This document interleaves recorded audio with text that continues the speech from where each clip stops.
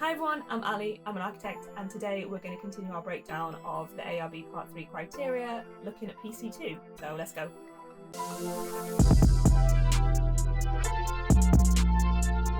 Okay guys, so today we're looking at clients, users and delivery of services, which is PC2 under the ARB's Part 3 professional criteria. Last video we broke down PC1 professionalism, and as promised I'm going to try and keep these videos coming a little bit sooner than once a month, just so that you have all of this information kind of as soon as possible.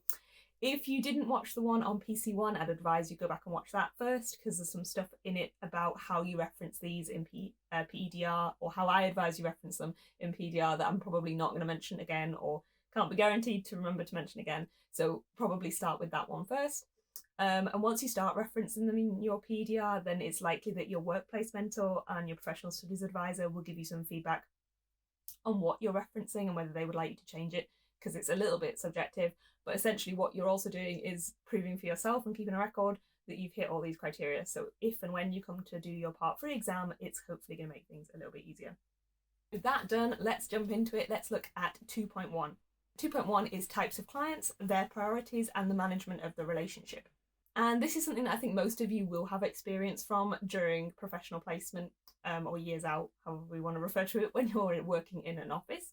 But what we mean here for Part 3 is, first of all, some legal differentiation. So obviously in terms of types of clients, there's hundreds of types of clients. What I think I'm going to mention and focus on, and as I'm going to say for all of this, this isn't like an exhaustive list. This is me thinking what is probably the simplest meaning of this and the one most relevant to Part 3. So types of clients mainly is the difference between consumer clients and commercial clients. And the reason that those two types are distinct and important is that there is legal requirements that are different for the two, and the protection available to them is different. So a consumer client is somebody like a normal layperson off the street. So in architecture, usually that's a residential client who you're maybe extending or refurbishing a house for, or building a new house from scratch for. And they have greater rights than a commercial client, who's sort of a professional client, and they're assumed to know a little bit more about what they're dealing with in terms of contracts and appointing a consultant such as an architect. In the description below, I'm going to link the RIBA domestic contract, which is for consumer clients, and the RIBA standard contract, which is assumed for commercial clients. And you'll see here that the difference between those two is the rights that's afforded to the two different groups. And if you just take a quick look through them, these are just like the proofs contracts, so like drafts. You'll be able to see the slight differences and how they're treated in contractual law, which is really what this is about.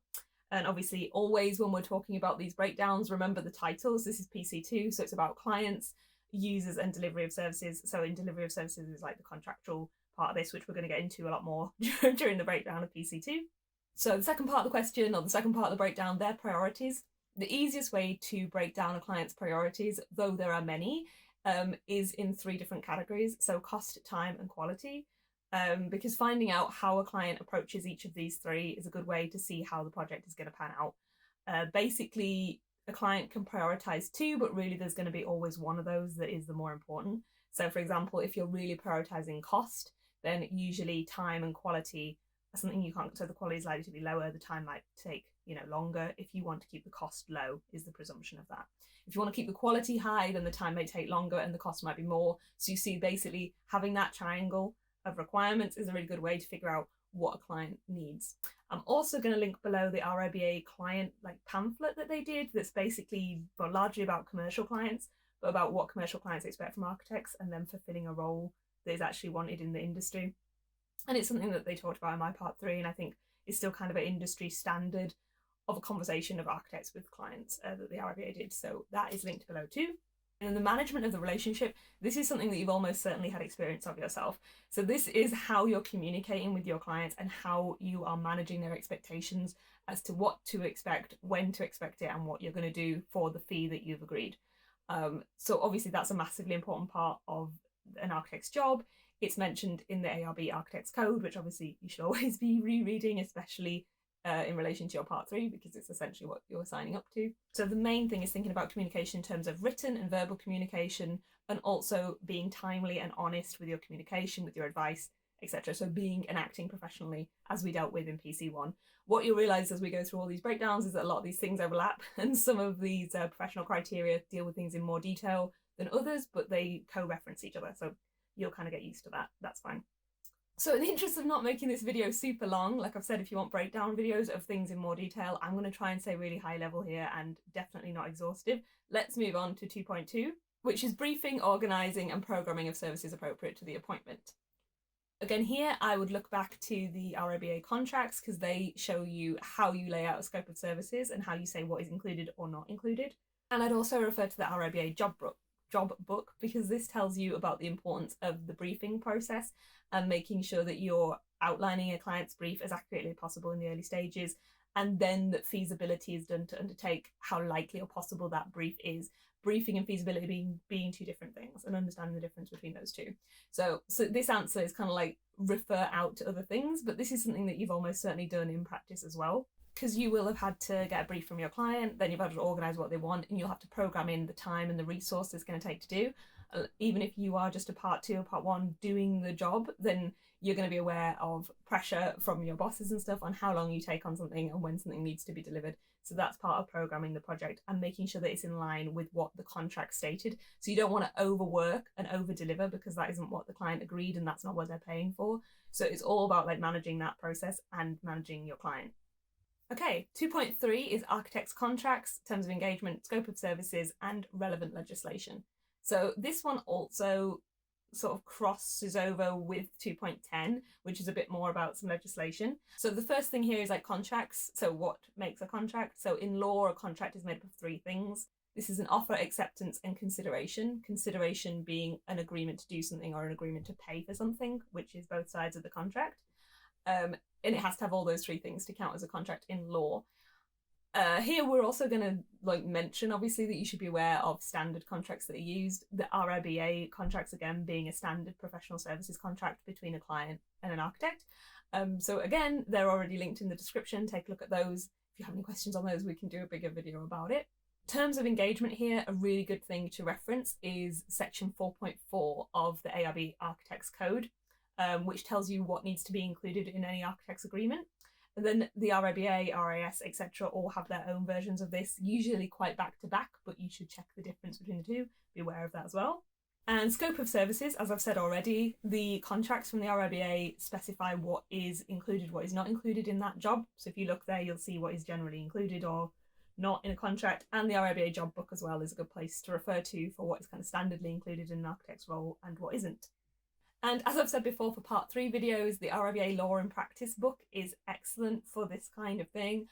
So for this section, particularly PC2, so chapters 3, 4 and 5 of Law and Practice are really, really good in regards to this. So they're definitely worth reading. And then let's come on to relevant legislation. So like I say, 2.10 deals with this a little bit more, but here we're going to deal with it in terms of contracts because it's clients, users and delivery of service. Always remember that.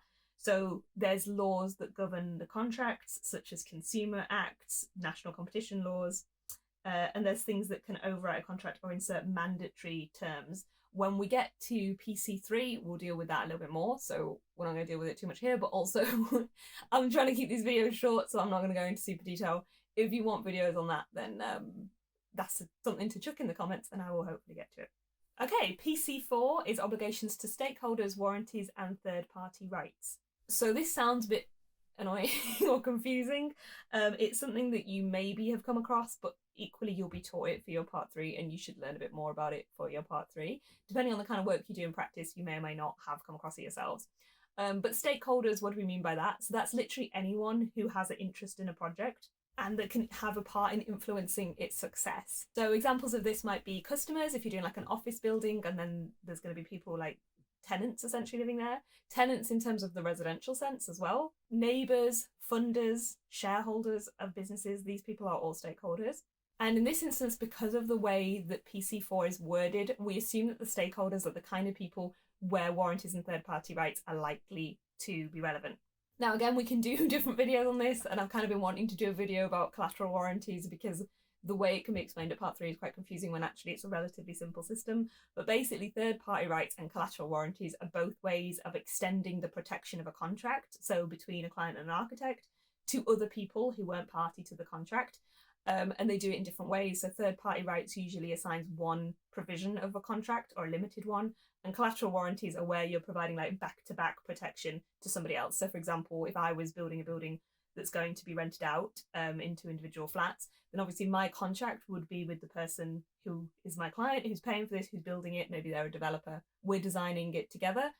And then when it's finished, there's going to be tenants move in. Now, those tenants don't have any legal relationship with me as the architect, so they would only be able to claim against me in tort, which we'll come to later, or common law, against things that aren't specific. Whereas if there was a collateral warranty in place, then they can legally have a relationship with me the same as I would have with the original client. Is essentially the process, but we can deal with it in other things. But basically what it is increasing a client base almost, because you're going to have relationships with people outside the actual contractual relationship itself, and therefore you're going to have requirements with those people and potentially legal liability to those people for longer as well. But yeah, like I say, you may have come across this depending on what kind of work you do, and if you work in bigger business or often projects for developers where things like that, like it's either an office that's going to be rented out or residential building that's going to be rented out, the contract almost certainly has collateral warranties in place because it's been the standard for a very long time in the industry. If that's not the kind of work you do, you might not have heard of this, but that's something that then you should research for your Part 3. And like I said, if we need more specific videos on it, we can get to that. That was a very high level, kind of off the cuff explanation, so not exhaustive at all. 2.5 is communications, progress reporting, and the provision of appropriate and timely advice. So again, this is another one where I think you almost certainly will have experience of it from working in professional practice. If you're doing any kind of management of a project or working independently in any way whatsoever, you probably have had experience of this. And it also comes more to what we're going to get onto later in PC4, which is practice management, where there's like quality assurance and specific ways of doing things within a practice. It can coexist with that, but here we're going to deal with it quite simply in the sense that obviously your main obligations are to the Architects Code and then to potentially any other institutional memberships that you have. But obviously you need to be acting professionally in everything that you do, in your communication, in your progress reporting, and make sure that you do progress report. A lot of clients tend not to talk or communicate with their clients often enough. And then the provision of appropriate and timely advice. So again, being honest, we know this to be the first part of the Architects Code. This is something that you need to be doing and you need to be thinking about making sure that you make people aware of. Architects are working with their clients and you need to make them aware of any changes or any advice that you would have in a timely way so as not to cause any kind of issues. So essentially we're going to look at it like that, but in PC4 we're going to deal with practice management, which is going to deal with more specific ways of doing this and ways that are imposed by either regulations or like standard systems. We'll talk about that in that one. Okay, 2.6 is budget and financial awareness and cost monitoring or control. So again, here we're going to deal with it in terms of a client, because you'll see that 2.8 is similar but different. So for 2.6, I am taking that to mean that it is from a job perspective specifically, rather than from an architect's business perspective. So if this is in terms of the job itself, and it's something that architects have kind of a bad reputation for, is budget and financial awareness. So what you're designing and how it impacts the client's budget. And also cost monitoring or control. So having points where you speak to a quantity surveyor, because usually architects don't do this themselves anymore, to have things costed and budgeted to see if you're on track to align with the client's budget. Essentially it's that. Now, so you may have done this in practice, you may have experience of doing this on a project, hopefully you do, or hopefully you know of the way that as a practice you keep an eye on costs. So it might be things like pro rata rates that architects often use, so that it's so much to build a square metre of a certain quality of construction and you work on that system. But it is good practice also to get it tested by a quantity surveyor at certain points. Obviously that costs money and not all clients want to pay for that service. But this is how architects can be better at cost monitoring and control, because they are seen by a lot of clients to be people who don't keep the budget in mind when they design. 2.7 is responsibility for coordination and integration of design team input. So again, quite likely that you have that you have experience of this. So in larger practice, this would be with larger consultants and more consultants. So you might have specific feedback from like sustainability people, highways people, engineers, you know, etc., and quantity surveyors as well, who we've already mentioned. So it's really that. But in the simplest sense, if you're working in smaller practice, it would be something as basic as sending out a design to a structural engineer and then incorporating any feedback that may affect the design, such like depths of steelwork and things like that. So anything where you are coordinating the design team, And usually that's an architect's role, even if it is not specifically in the scope. They usually are responsible because they're the people holding the design, that they need to incorporate consultants' work as it comes in and update the design. So it's basically that, and you probably have done that at least in some way, if not quite a lot on different jobs. And 2.8 is invoicing, payment of fees, and financial management. So like I said, like 2.6, but 2.6 is in relation to the job, the client's budget, and how that's working out. This one, 2.8, is about the architect's business and how that's functioning. Also, again, if we refer back to the Architects Code, we know that we have to competently run a business and ensure that we're not putting it into debt or likely to make it fail. And therefore, obviously, financial planning is massively important. It's something that you may not have as much experience of, depending on your practice size and whether you can get involved with it. You can always ask your workplace mentor if there's any way you can see how these kind of things function. But if not, it's something to really read about and read around the topic of what's required, and just knowing basic terminology in terms of financial planning for business as well. Also, in terms of financial management, there's a great book on financial management that I think I mentioned in my Part 3 book suggestion kind of review thing as well. But something to bear in mind is obviously that when you raise an invoice or when you submit an invoice to a client, they have 14 days to pay that. And so you aren't necessarily going to be paid immediately. And even then, that's like, things often become overdue.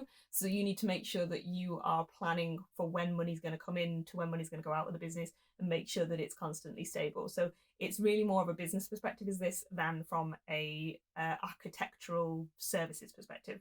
2.9 is intellectual property rights and copyright law. And hopefully you haven't come across this very much in your actual professional practice. A quick easy one is also, again, linked below, the RIBA domestic and standard contracts. These include clauses about copyright as well, which is really, really useful to just read to see how it is imposed in practice. But basically, what is this? Is something that you'd usually learn a bit more about for your Part 3 and you'll get taught about on a Part 3 course. Intellectual property rights are a kind of broader category under which sits copyright, but also trademarks, patents, industrial designs. So it kind of covers all those kind of things, and copyright is one of them. And copyright is the one most usually applicable to architecture. And copyright is subject to Copyright Designs and Patents Act 1988. It's something that you should definitely read up on, but a really easy way of how this relates to architecture, again, as I say, is to read the RIBA contracts and see how copyright is retained by the architect, and basically the client is paying the fee to the architect for the work that licenses them to use that for that particular use, but not then onward for a million uses. So if you design someone a house for a site and then they build that house for that site, then they've paid for it, that's fine. But if they then take that design and put it elsewhere and they don't tell you, then that's infringement of your copyright, because the architect owns that design itself and it's not allowed to be copied and pasted everywhere else without the architect being aware and paid for that service. Also, copyright is on an architect's work the same as for literature or artwork or music throughout an architect's life, and then for 70 years after their death, that is protected by copyright. But yeah, definitely read up on it more for your Part 3. There's more to it than what I've just gone over, and a good place to start is reading those contracts below, the RIBA standard and domestic, which include the architectural approach to copyright, very general, but it's important, and we could maybe go into it how it's more specific in certain circumstances in later videos at some point if it is of interest. Okay guys, finally 2.10, which is duty of care, professional liability, negligence, and professional indemnity, including insurance. So first of all, I am not a lawyer and I'm not a contract law specialist or construction law specialist, and so I am going to be quite light touch with what basically each of these mean. I don't think these are things you've probably come across in professional practice or in placement. They're things that you're going to need to learn for your Part 3, and all of these terms are going to come up in your Part 3 in some way or another, so things that you're going to need to be aware of as to what they are. I'm going to try and cover them all very high level. If you need any more deep dive information, then please do drop in the comments below. We can do a different video on that. I want to try and keep these videos slightly short, even though that's something I always say and always lie about. But yeah, I'm trying to make it like a quick breakdown about whether or not you will have covered these things, or whether what you need to know basically, rather than in-depth coverage on what they all mean. I do have like half a page of notes on PC10 just because I wanted to be able to give you a bit of a breakdown. Then I don't know if it's maybe too much information.